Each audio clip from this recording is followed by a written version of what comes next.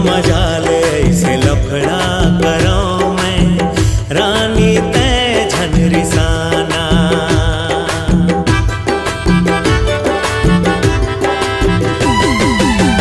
रोजे रोजे का भाटा खवाथस कबू तय मछरी खवाना।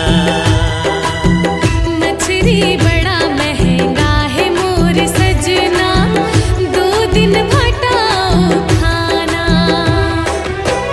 तय हंस मालकिन घर के मैं गुलाम वो, हो के मोर जिंदगी हाँ अब तो तोरी नाम वो।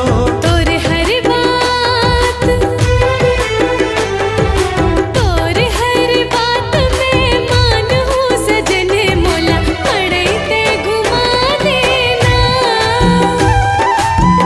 तोरे अचरा के छैया गोरी सरी जिंदगी बिता ले हुना।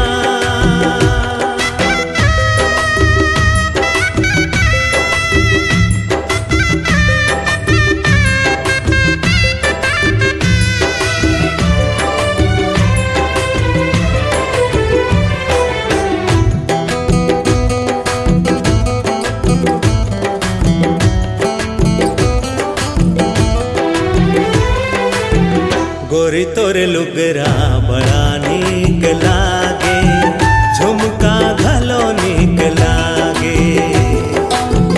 वह मोर बाई अपन तारीफ सुन के देख तो कैसे लजागे।